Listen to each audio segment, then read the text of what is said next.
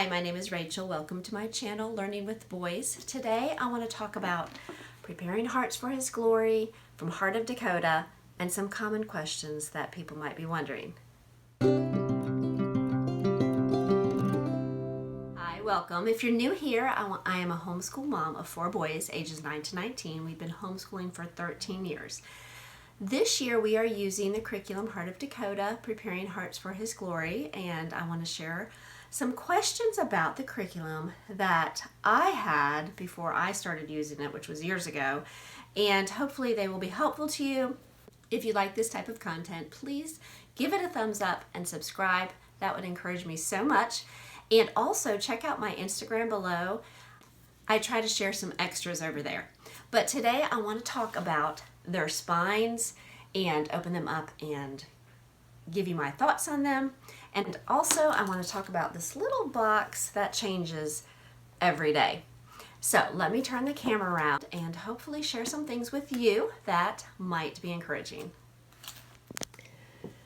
Okay, one of the things I want to talk about today is the spines used for preparing hearts for His glory. I guess I wanted to start with the child's history of the world because I know even before, and this was years ago, that this book was questioned a lot because the first few chapters do not have a Christian worldview. So that sparks a lot of problems in some people's mind.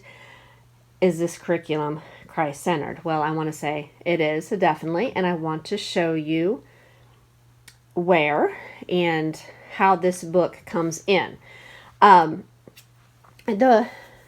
This is the table of content, and I want to start out with a lot of it comes from this spine, which is Grandpa's box, and it will begin with the creation to Noah, life after the flood, people spread out, and then it goes into some climate change, and this is all things that happened after the flood, and you'll be using this as a spine for a while, which all my boys really enjoyed. It is from a Christian worldview perspective, even as it talks about the family during this time in history.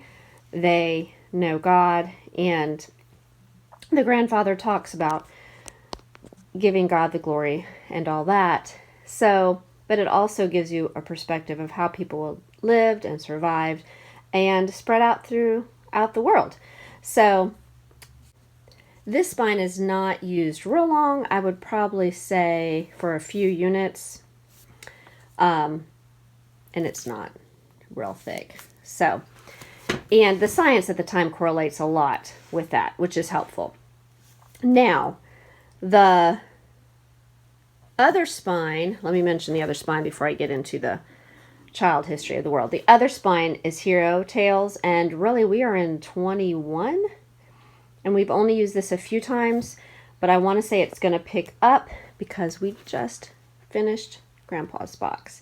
Now Grandpa's box goes from the beginning really to John's vision of Revelation. So it is really good, and my son was actually like, oh no, Grandpa's box is over.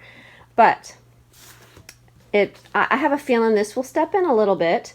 It's, I want to say, mostly like missionary type stories. Let's see. Mueller, Mary Slessor, Hudson Taylor, Harriet Tubman. Now, I don't know who all we will talk about. William Tyndale. There's Dwight L. Moody. So just people, Christian people from history, a lot of missionaries. So that will be added in more so now that Grandpa box is over, and that's in Unit 21.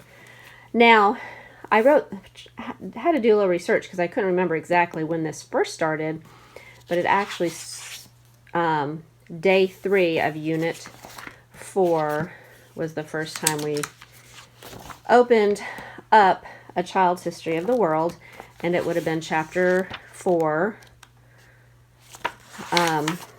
So we don't even read the first few chapters, and it's really real history begins, and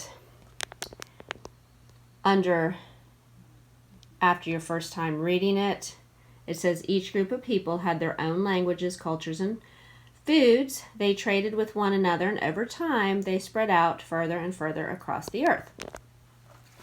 So, it's really just talking about the people and how history will begin and the puzzle of history.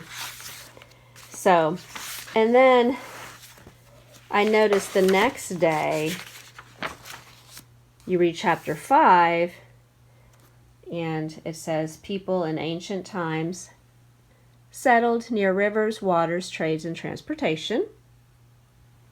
And this is all, and they have some scripture to read. Oh, and they have some scripture to read here. Usually, there was always scripture. So that was helpful. Okay, so now we're on day 5, and we read chapter 7. I'm just giving you a small sample, and it talks about the Egyptians. And then she gives some scripture, but I also like what she says here. And these are key ideas that you read to your children. The Egyptians worshipped many gods, but we know there's only one true God. So there's always an emphasis put on worshiping. Oh, and here's where I starred. And I hope you can see that. I'll try to hold it still. People in Babylonia were known to study and worship the sun, moon, and stars, and we know that we are only to worship the Creator and not worship creation. So, and then there's more scripture. So I just wanted to give you an idea that this will be read throughout, and it's really just basic. It's not wavered one way or the other. We have had no problems. I truly just have enjoyed how Christ-centered this is and what a Christian worldview that this curriculum has. So I wanted to share that with you first. Okay, here we are looking inside the guide for Preparing Hearts for His Glory. We are actually going to be in Unit 21, Day 1. And I just want to show you what I want to talk about next, and that would be this little box right here. We have reading, story time, history project, research, independent study. And on this side we have poetry, Bible study, language arts, math, and science. But this little box, research, will be different. The only box that will be different every day of the week. This is day 2, and there's vocabulary. This is day 3, and it's geography. And this is day 4, and it's timeline. So I'm going to start with day 1 with the research. And I will be honest, we don't always do this. And when we do it, it's usually like for this particular one, it says, where would you look to discover more about mosaics? And I do not use Wikipedia. I do maybe years ago. It could be reliable, but I know you could find what you were looking for, but I feel like it would always be in question. So I just typed in Roman mosaic art, and then I clicked images. Now I did this on my phone, and it just gave you samples of different art, and it was really just probably more modern art, but in a mosaic way. Now the funny thing is that we watch Andy Griffith, and there is a whole show about them doing mosaic art, and it's quite funny. And when I showed him what mosaic art was, I think that came back to his memory. But it is a fun thing to do, and it was actually the history project this week. So here, I'm going to show you a clip of what he did for this project, which we actually did all in one day as I read to him.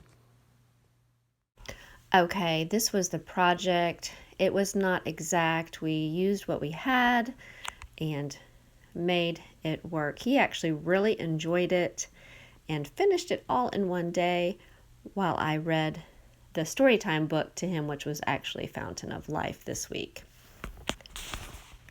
Okay, now day 2 is vocabulary, and we usually always look at this, and the words will have been in the reading. It says the following vocabulary words from Grandpa's box. So I think it usually is found in the reading about history,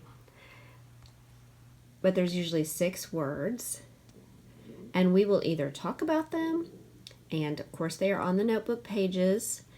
So he has a notebook page. If you purchase the notebook pages, they have a whole vocabulary section, and if you want, I'll link my video down below about the notebook pages so you could see them a little bit better. But he will either discuss them, write the definition, draw a picture of what it is. They're usually what our choices are. So that is day 2, and here's a clip of him working on that. He does not mind the vocabulary. A lot of times we do discuss it, but he does not mind drawing, and really sometimes he will be fine about writing out the definition. Third day is geography. We do use the globe a lot for this. I have copied a map from Child's History of the World that we had to refer to back and forth a lot with Italy and Greece and the Mediterranean. There's some maps in there, and I actually just copied it and let him color it, and we used that. So there's lots of ways if you don't want to keep pulling the globe out every time, and it gave you a little bit of a closer look with the map inside that book. Just giving you some thoughts there. Depends on your child's age and how well he comprehends that. So, but this week I pulled out this book, Deluxe Then and Now Bible Maps, and it is from Rose Publishing. They have a lot of good quality materials that you can use as supplements, and they actually have a CD. If you wanted to print some of these maps out, you can do that. And gives you a little direction. And his had to do, this week we were talking about Paul going his journey from Jerusalem to Rome. So we looked that up. We actually looked at, and it actually, that little red line followed the exact directions they gave in the lesson, which worked out great.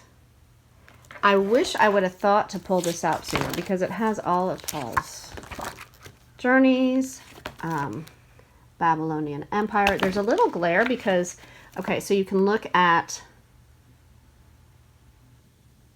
these, Persian Empire, then, which would have been 612 to 539 BC. And then you can take this clear, can you see that? And you could just turn it, and it gives you an idea of what it is today and where all those places would be on today's map. So I thought that was very interesting. Also, make sure I knew where it was, but this book, which is part of the story time, I wish I would have pulled this out earlier, but it has a map of Jerusalem, and even he was noticing things we had talked about, which is this track and some of these outside areas, and then the temple, and just sort of gives you a visual idea of the upper and city, and even points out the upper room where that would have been, Mount Zion. So he enjoyed looking at that. And it also thought this was an interesting, talked about what the tombs were like, a little bit more detail. And we talked about that for a little while because it fell right into the time period we were talking. And the Fountain of Life talks about the death, burial, and resurrection of Jesus. And so there was a few extra things in here. So we really enjoyed this book, and I think I may look at it a little bit more, and hopefully we can use it some for next year when we do Creation of Christ. Okay, and on the 4th day, this box will have timeline, which I also mentioned in my video for the notebook pages. They have a whole section just for timeline. cards. And this week, we talked about the Apostle Paul is martyred, but I want you to draw a little house. It talks about how he was imprisoned in the house in Rome. And so I told him to think about what the houses back then looked like.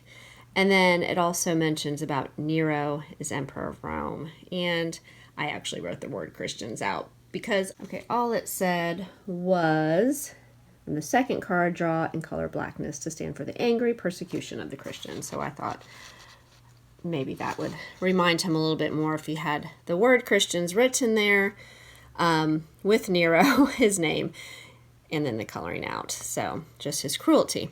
So that is the fourth day. Other than that, everything else is the same, except on the fourth day, there is no history project. You should be finished, and there's a narration. So the reading about history takes a little bit longer. But I really wanted to focus on this box that changes every day. All right. If you have any questions about anything that I talked about today, or a particular book, or something else that you might want to see in more detail about preparing hearts for His glory, or really anything about Heart of Dakota, I have some of the other curriculum I could pull out. So I hope you enjoyed this video, and I hope you all have a wonderful week. Thank you so much for watching.